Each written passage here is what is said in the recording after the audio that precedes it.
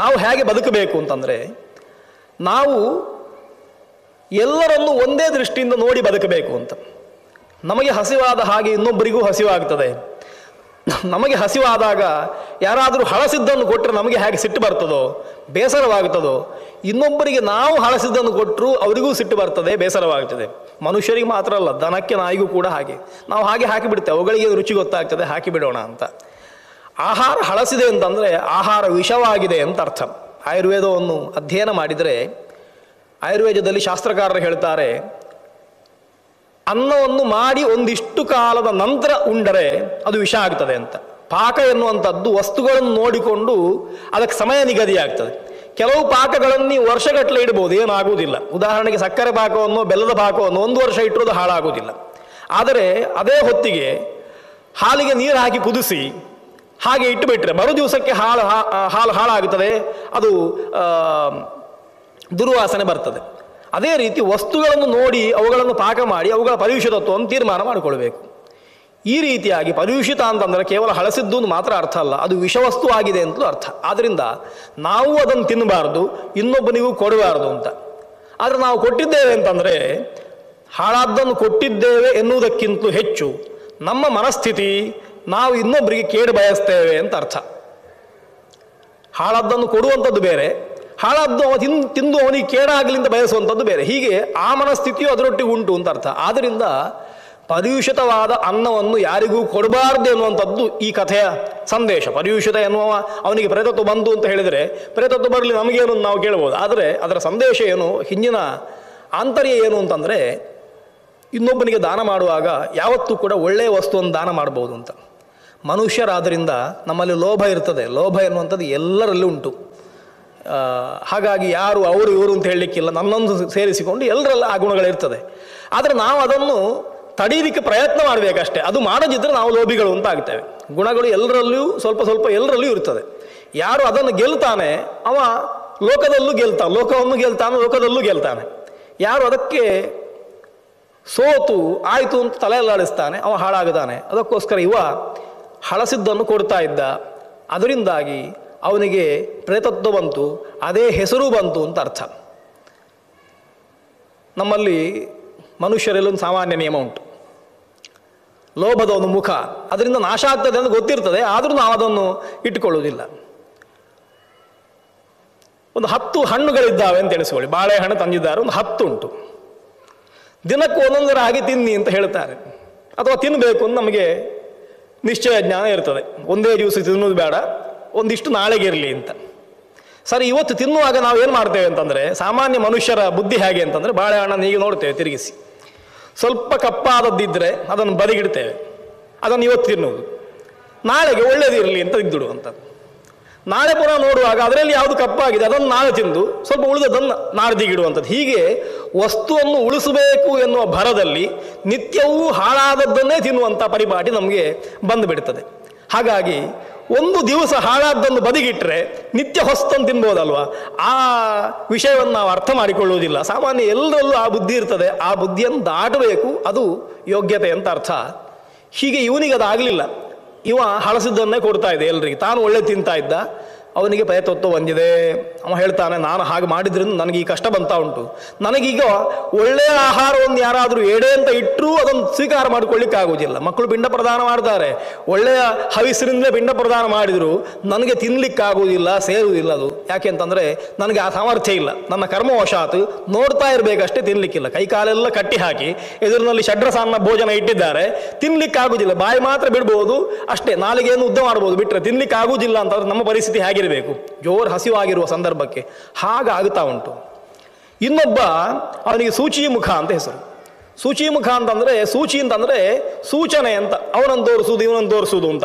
ಅದಕ್ಕೋಸ್ಕರ ಸೂಚಿ ಎನ್ನುವುದಕ್ಕೆ ತರ್ಜನಿ, ಕೈಯಲ್ಲಿ 5 ಬೆರಳುಗಳಲ್ಲಿ 2ನೇ ಬೆರಳು ಉಂಟಲ್ಲ ತೋರು ಬೆರಳು, ಅದಕ್ಕೆ ತೋರು ಬೆರಳು ಅಂತ ಹೆಸರು. ಯಾಕೆ ಅಂತಂದರೆ ಇನ್ನೊಬ್ಬರನ್ನು ತೋರಿಸ್ತದೆ ಅಂತ. ಬೇರೆ ಮಧ್ಯ ಬೆರಳಲ್ಲೂ ಸಣ್ಣ ಬೆರಳಲ್ಲೂ ಯಾರನ್ನು ತೋರಿಸುವುದಿಲ್ಲ. ಹೀಗೆ ತೋರಿಸುವಾಗ ಈ ಬೆರಳನ್ನೇ ಉಪಯೋಗ ಮಾಡುವಂಥದ್ದು, ತರ್ಜನಿ ಅಂತ ಅದಕ್ಕೆ ಹೆಸರು. ಇವ ಸೂಚಿಮುಖ ಅಂತ ಹೆಸರು. ಯಾಕೆ ಸೂಚಿಮುಖ ಅಂತ ಹೆಸರಾಯಿತು ಅಂತಂದರೆ, ಅವ ಹಾಗೆ ಯಾರಾದರೂ ದಾನ ಕೇಳಿದು ಬಂದರೆ, ಏನಾದರೂ ಕೊಡು ಅಂತ ಬಂದರೆ ನನ್ನ ಹತ್ರ ಇಲ್ಲ, ಅವನ ಹತ್ರ ಹೋಗು, ಇವನ ಹತ್ರ ಹೋಗು, ಇದಕ್ಕಿಂತ ಒಳ್ಳೇದು ಸಿಗ್ತದೆ ಅಂತ ಇನ್ನೊಬ್ಬರನ್ನು ತೋರಿಸುವುದು. ಯಾವತ್ತೂ ಕೂಡ ಯಾರಾದರೂ ಕೇಳಲಿಕ್ಕೆ ಬಂದರೆ ಇನ್ನೊಬ್ಬರನ್ನು ತೋರಿಸ್ತಾ ಇದ್ದಂತೆ. ಹಾಗೆ ಇನ್ನೊಬ್ಬರನ್ನು ತೋರಿಸಿಯೇ ತಾನು ಯಾರಿಗೂ ಕೊಡದೆ ಮತ್ತೊಬ್ಬರನ್ನೇ ತೋರಿಸ್ತಾ, ಕೈಯಿಂದ ತೋರಿಸ್ತಾ ಬದುಕ್ತಾ ಇದ್ದ. ಕೊನೆಗೊಂದು ದಿವಸ ಸತ್ತು ಹೋದ. ಅವನಿಗೂ ಪ್ರೇತತ್ವ ಬಂತು. ಶಾಸ್ತ್ರ ಹೇಳ್ತದೆ, ದಾನ ಮಾಡಲಿಕ್ಕೆ ಅವಕಾಶಗಳು ಎಲ್ಲರಿಗೂ ಎಲ್ಲ ಕಾಲದಲ್ಲೂ ಸಿಗುವುದಿಲ್ಲ. 2-3 ವಿಷಯ ಅದರಲ್ಲುಂಟು. ಒಂದು, ದಾನ ಮಾಡುವ ಮನಸ್ಸು ನಮಗೆ ಬೇಕು. ಆ ಮನಸ್ಸು ಎಲ್ಲ ಕಾಲದಲ್ಲೂ ಎಲ್ಲ ಸಜ್ಜನರಿಗೂ ಬರುವುದಿಲ್ಲ. ಸಜ್ಜನರಿಗೆ, ದುರ್ಜನರಿಗೆ ಹೇಗೂ ಬರುವುದೇ ಇಲ್ಲಲ್ವ ದಾನ ಮಾಡಬೇಕು ಅಂತ ಮನಸ್ಸು. ಸಜ್ಜನರಿಗೆ ಬರುವಂಥದ್ದು. ಆದರೆ ಆ ಸಜ್ಜನರು ಅಂತಾದರೂ ಕೂಡ ದಾನ ಮಾಡಬೇಕೆನ್ನೋ ಮನಸ್ಸು ಎಲ್ಲ ಕಾಲಕ್ಕೆ ಬರಬೇಕು ಅಂತಿಲ್ಲ. ಮೂಡು ಬಂದ ಹಾಗೆ ಕೆಲವು ಬಾರಿ ಮಾಡಬೇಕು ಅಂತ ಕಾಣ್ತದೆ, ಇನ್ನೊಂದು ಬಾರಿ ಬೇಡ ಅಂತ ಕಾಣ್ತದೆ. ನಾವು ಒಳ್ಳೆಯವರು, ಹಾಗಾಗಿ ನಾವು ಕೆಟ್ಟವರೇನೂ ಅಲ್ಲ. ಆದರೂ ಒಳ್ಳೆಯವರಿಗೂ ಕೂಡ ಎಲ್ಲ ಕಾಲಕ್ಕೆ ದಾನ ಮಾಡಬೇಕೆನ್ನೋ ಮನಸ್ಸು ಬರಬೇಕು ಅಂತಿಲ್ಲ. ಎರಡನೇದ್ದು, ದಾನ ಮಾಡಬೇಕು ಅಂತ ಮನಸ್ಸುಂಟು, ಯೋಗ್ಯವಾದ ವಸ್ತು ನಮ್ಮ ಹತ್ರ ಇಲ್ಲ. ಏನು ಮಾಡೋದು? ನನಗೆ ಕೊಡಬೇಕು ಅಂತ ಮನಸ್ಸುಂಟು, ಕಿಶೆಯಲ್ಲಿ ಹಣ ಇಲ್ಲ. ಇದ್ದರೆ ನಾನು ಎಷ್ಟೂ ಕೊಡ್ತಿದ್ದೆ ಅಂತ ಎಷ್ಟೋ ಜನ ಹೇಳೋದುಂಟು. ನೀನು ಇವತ್ತು ಬಂದು ಸಿಕ್ಕಿಬಿದ್ದೆ, ನಾನು ನಿನ್ನೆ ಎಲ್ಲಿಯಾದರೂ ಬಂದಿದ್ರೆ ಕೊಡ್ತಿದ್ದೆ, ಆಗ ಬೇಕಾದಷ್ಟು ಹಣ ಇತ್ತು, ಈಗ ಬಂದಿಯಲ್ವಾ ಅಂತ. ನಿಜವಾಗಿ ಇರುವುದಿಲ್ಲ. ಇರುವಾಗ ಯಾರೂ ಬರೋದಿಲ್ಲ. ಮೂರನೇದು ಏನು ಅಂತಂದರೆ, ಮನಸ್ಸಿರ್ತದೆ, ವಸ್ತುವೂ ಇರ್ತದೆ, ಪಾತ್ರನಾದ ವ್ಯಕ್ತಿ ಸಿಗೋದಿಲ್ಲ. ದಾನಕ್ಕೆ ಯಾರು ಅನ್ನಸ್ಯ ಕ್ಷುದಿತಂ ಪಾತ್ರಂ ಅಂತ ಶಾಸ್ತ್ರ ಹೇಳ್ತದೆ. ಯಾರಿಗೆ ಊಟ ಹಾಕಬೇಕು ಅಂತಂದರೆ, ಯಾರು ಹಸಿವಾಗಿ ಬಂದಿದ್ದಾನೋ ಅವನಿಗೆ ಊಟ ಹಾಕಬೇಕು. ಇಲ್ಲ, ನಾನು ಬೆಳಿಗ್ಗಿಂದ 3 ಸರ್ತಿ ಆಯ್ತು ಊಟ ಮಾಡಿದ್ದು, ಊಟವೇ ಬೇಡ ಅಂತ ಹೇಳುವವನಿಗೆ ಇಲ್ಲ, ಕರೆದು ಊಟ ಹಾಕೋದು. ಇಲ್ಲ, ಕೂತ್ಕೊಳ್ಳಿ, ಸ್ವಲ್ಪ ಆದರೂ ಊಟ ಮಾಡಿ ಹೋಗಿ ಅಂತಂದರೆ, ಇಲ್ಲ ಬೆಳಿಗ್ಗೆ ಆಗಿದೆ, ಮಧ್ಯಾಹ್ನ ಊಟ ಮಾಡಿ ಬಂದಿದ್ದೆ ಅಂತ ಹೇಳ್ತಾನೆ. ಆದರೂ ಒಂಚೂರು ತಿನ್ನಿ ಅಂತಂದರೆ ಅವನಿಗೆ ಒತ್ತಾಯ ಮಾಡಿ ಊಟ ಹಾಕಬಹುದು. ಅವನಿಗೂ ಅದರಿಂದ ಇಷ್ಟ ಇಲ್ಲ, ನಮಗೂ ಅದರಿಂದ ಫಲ ಇಲ್ಲ. ಯಾಕೆ ಅಂತಂದರೆ, ಯಾರು ನಿಜವಾಗಿ ಹಸಿದಿದ್ದಾನೋ ಅವನಿಗೆ ಕೊಟ್ಟರೆ ಫಲ. ಹಾಗಾಗಿ ಕೆಲವು ಬಾರಿ ಹೀಗಾಗ್ತದೆ, ನಮಗೆ ಹಣ ಇರ್ತದೆ, ಮನಸ್ಸು ಇರ್ತದೆ, ದಾನಕ್ಕೆ ಯೋಗ್ಯನಾದವ ಸಿಗುವುದಿಲ್ಲ. ಆದ್ದರಿಂದ ಶಾಸ್ತ್ರ ಹೇಳ್ತದೆ, ಈ 3 ಸಿಗುವಂಥದ್ದು ದುರ್ಲಭ, ಯಾವತ್ತೂ ಸಿಗುವುದಿಲ್ಲ. ಯಾವತ್ತು ಸಿಗುತ್ತದೋ ಆವತ್ತು ಆ ಸಮಯವನ್ನು ವ್ಯರ್ಥ ಮಾಡಿಕೊಳ್ಳಬೇಡಿ. ನಿಮ್ಮ ಹತ್ರ ಹಣ ಉಂಟೋ, ಸಂಪತ್ತುಂಟೋ, ಮಾಡಬೇಕು ಅಂತ ಖಂಡಿತೋ ಕೊಟ್ಟುಬಿಡಿ. ದಾನ ಮಾಡಬೇಕು ಅಂತ ಖಂಡಿತೋ ಕಂಡ ಕೂಡಲೇ ಇಲ್ಲದಿದ್ದರೂ ಇದ್ದಷ್ಟನ್ನಾದರೂ ಕೊಡಿ. ನಾಳೆ ಕೊಡ್ತೇನೆ, ನಾಳೆ ಬಂದರೆ 100 ರೂಪಾಯಿ ಕೊಡ್ತೇನೆ, ಇವತ್ತಾದರೆ 10 ರೂಪಾಯಿ ಅಂತ ಇವತ್ತು ನಾಳೆ ಕೊಡ್ತೇನೆ ಅಂತ ಹೇಳಿದರೆ, ನಾಳೆ ನಮ್ಮ ಹತ್ರ 10 ಇರುವುದಿಲ್ಲ, 5 ರೂಪಾಯಿ ಇರ್ತದೆ. ಹಾಗಾಗಿ ದಾನ ಮಾಡಬೇಕು ಅಂತ ಮನಸ್ಸಿರುವಾಗ ಕೈಯಲ್ಲಿ ಎಷ್ಟು ಉಂಟು ಅದನ್ನು ದಾನ ಮಾಡಿ. ಇನ್ನೊಂದು, ದಾನ ಮಾಡಬೇಕು ಎನ್ನುವ ವಸ್ತುಗಳು ನಮ್ಮಲ್ಲಿ ಬೇಕಾದಷ್ಟು ಇರುವಾಗ ನೋಡಿ ಪಾತ್ರನಾದ ಸಿಕ್ಕಿದ ಕೂಡಲೇ ಅದನ್ನು ಕೊಟ್ಟುಬಿಡಿ. ಯಾರಿಗಾದರೂ ದಾನ ಮಾಡಬೇಕು ಅಂತಿದ್ದರೆ ಕೊಟ್ಟುಬಿಡಿ. ಅಥವಾ ನಮ್ಮ ಹತ್ರ ವಸ್ತುವು ಹೆಚ್ಚಿಲ್ಲ,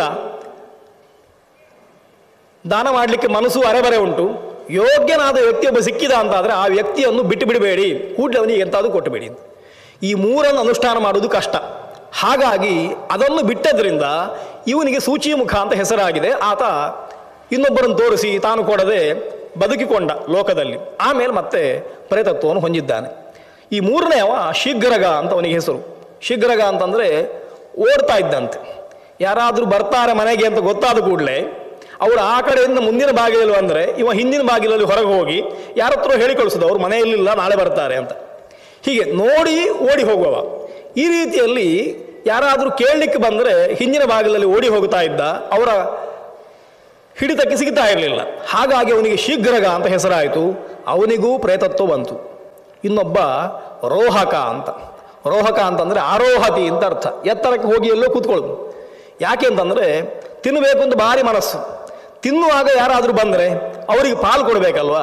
ಅದಕ್ಕೋಸ್ಕರ ಏನು ಮಾಡೋದು ಅಂತ ಕೇಳಿದರೆ, ಎತ್ತರದ ಅಟ್ಟದ ಮೇಲೆ ಹೋಗಿ ಯಾರು ನೋಡದ ಹಾಗೆ ಬಾಗಿಲು ಹಾಕೊಂಡು ತಿನ್ನು. ಅವನಿಗೆ ರೋಹಕ ಅಂತ ಹೆಸರು. ಈ ರೀತಿ ಲೋಭ. ಇನ್ನೊಬ್ಬ ಲೇಖಕ ಅಂತ. ಲೇಖಕ ಅಂತಂದರೆ ಕಾಲಿನಿಂದ ಬರೆಯುವುದು ಅಥವಾ ಕೈಯಿಂದ ಗೀಚುವುದು. ಅಂದರೆ ಅದೊಂದು ಅವಾಂತರ ವ್ಯಾಪಾರ ಅಂತ ಕರೀತೇವೆ. ಮುಖ್ಯ ವ್ಯಾಪಾರ ಅಲ್ಲ, ಗೌಣ ವ್ಯಾಪಾರ. ಆದರೆ ಆಲೋಚನೆ ಬೇರೆ ಇರ್ತದೆ. ಯಾರೋ ಏನೋ ಹೇಳ್ತಾ ಇದ್ದರೆ ಅವರನ್ನು ನೋಡಲಿಕ್ಕಿಲ್ಲ, ಆಚೆ ನೋಡೋದು, ಏನೋ ಬರಿತಾ ಇರೋದು. ಅಂದರೆ ಏನೋ ಬೇರೆ ಕೆಲಸದಲ್ಲಿದ್ದಾನೆ ಅಂತ ಅವ್ರು ಎಣಿಸ್ಬೇಕು. ಇವನಿಗೆ ಅವ್ರ ಹತ್ರ ಮಾತಾಡಲಿಕ್ಕೆ ಇಷ್ಟ ಇಲ್ಲ, ಅದಕ್ಕೋಸ್ಕರ ಬೇರೆ ಏನೋ ಮಾಡೋದು ಅಂತ. ಹೀಗೆ ಮುಖ್ಯವಾದ ಕೆಲಸ ಅಲ್ಲ, ನಮಗೆ ಅಗತ್ಯ ಇಲ್ಲದ ಕೆಲಸ ಮಾಡ್ತಾ ಅವರಿಂದ ತಪ್ಪಿಸಿಕೊಳ್ಳುವಂಥದ್ದಕ್ಕೆ ಹಾಗೆ ಮಾಡಿದವನಿಗೆ ಲೇಖಕ ಅಂತ ಹೆಸರು. ಅವ ಏನು ಮಾಡಿದ್ದಾನೆ, ಯಾರಾದರೂ ದಾನ ಕೇಳಲಿಕ್ಕೆ ಬಂದರೆ, ಸಹಾಯ ಮಾಡು ಕಷ್ಟದಲ್ಲಿದ್ದೆ ಅಂತ ಬಂದರೆ, ಬೇರೆ ಯಾವುದೋ ಕೆಲಸ ಮಾಡ್ತಾ ನಂಗೆ ತುಂಬ ಕೆಲಸ ಉಂಟು ಮತ್ತೆ ಬನ್ನಿ ಅಂತ ಕಳಿಸು. ಹೀಗೆ ಮಾಡ್ತಾ ಇದ್ದ. ಅವನಿಗೂ ಅಧೋಗತಿ ಆಯಿತು. ಹೀಗೆ 5 ರೀತಿಯ ಜನ ಲೋಭಿಗಳಿದ್ದಾರೆ ಅಂತ ತೋರಿಸ್ಲಿಕ್ಕೋಸ್ಕರ ಈ ಕಥೆಯನ್ನು ಪುರಾಣ ಹೇಳ್ತಾ ಉಂಟು. ತಸ್ಮಾತ್ ಅರ್ಥ ಏನು ಅಂತಂದರೆ, ಲೋಭ ಎನ್ನುವಂಥದ್ದು ಕೆಟ್ಟ ಗುಣ, ಅದನ್ನು ಬಿಟ್ಟು ಬಿಡಿ, ಅದಕ್ಕೆ ಯಾವತ್ತೂ ವಶರಾಗಬೇಡಿ, ಇದ್ದದ್ದನ್ನು 4 ಜನಕ್ಕೆ ಹಂಚಿ ತಿನ್ನಿ ಅಂತ. ಈ ಪರ್ಯುಷಿತ ಈ 5 ಜನರನ್ನು ಪರಿಚಯ ಮಾಡಿಸ್ತಾನೆ ಪೃಥ್ವಿಗೆ. ಹೇಳ್ತಾನೆ, ನಾವೆಲ್ಲ ಸಂಪತ್ತಿರುವಾಗ ಹೀಗೆ ಕೆಟ್ಟ ಬುದ್ಧಿಯನ್ನು ಅನುಷ್ಠಾನ ಮಾಡಿ ಈ ಹಂತಕ್ಕೆ ಬಂದಿದ್ದೇವೆ, ಈಗ ನಮಗೆ ನಮ್ಮವ್ರು ಕೊಟ್ಟರೂ ತಿನ್ನಲಿಕ್ಕಾಗ್ತಾ ಇಲ್ಲ. ಆ ದೃಷ್ಟಿಯಿಂದ ಜನ ನಮ್ಮನ್ನು ನೋಡಿ ಕಲೀಲಿ, ಲೋಕದಲ್ಲಿ ದಾನ ಮಾಡಬೇಕು ಅಂತ. ನಮಗೀಗ ಪಶ್ಚಾತ್ತಾಪ ಆಗುತ್ತಾ ಉಂಟು, ನಾವು ಪ್ರಾಯಶ್ಚಿತ್ತ ಮಾಡಿಕೊಳ್ಬೇಕು. ನೀನು ದೇವಾನುಗ್ರಹದಿಂದ ನಮಗೆ ಸಿಕ್ಕಿದ್ದಿ, ನಮಗೋಸ್ಕರ ನೀನು ಪ್ರಾರ್ಥನೆ ಮಾಡು ಅಂತ. ಗರುಡ ಹೇಳ್ತದೆ, ಬಬ್ರುವಾಹನ ರಾಜನ ಹತ್ರ ಈ ಪ್ರೇತಗಳು ಕೇಳಿಕೊಳ್ತವೆ, ನಮಗೂ ಪಿಂಡ ಪ್ರದಾನ ಮಾಡು ಅಂತ. ಆತ ಅನಾಥರಿಗೆ ಶ್ರಾದ್ದ ಮಾಡುವ ವಿಧಾನದಿಂದ ತೀರ್ಥಕ್ಷೇತ್ರದಲ್ಲಿ ಶ್ರಾದ್ದ ಮಾಡ್ತಾನೆ. ಪದ್ಮಪುರಾಣ ಅಲ್ಲಿ ಅಷ್ಟರೊಳಗೆ ಹೋಗುವುದಿಲ್ಲ. ಪದ್ಮಪುರಾಣ ಹೇಳ್ತದೆ, ಹೀಗೆ ಈ 5 ಜನ ತಮ್ಮ ವೃತ್ತಾಂತವನ್ನು ಹೇಳಿಕೊಂಡು ಅಳ್ತಾ ಇರುವಾಗಲೇ ಮೇಲಿಂದ ವಿಮಾನ ಬಂತಂತೆ, ಅವರನ್ನು ಕರ್ಕೊಂಡು ಹೋಯಿತು ಅಂತ. ಯಾಕೆ ಕರ್ಕೊಂಡು ಹೋಯ್ತು ಅಂತ ಆಶ್ಚರ್ಯ ಆಗ್ತಿದೆ ಅವನಿಗೆ, ಪೃಥ್ವಿಗೆ. ಅಲ್ಲ, ಪ್ರೇತಗಳು ನನ್ನ ಹತ್ರ ಬಂದು ಒಂದಿಷ್ಟು ಮಾತಾಡ್ತಾ ಇರುವಾಗಲೇ ವಿಮಾನ ಬಂತಲ್ವಾ ಅಂತ.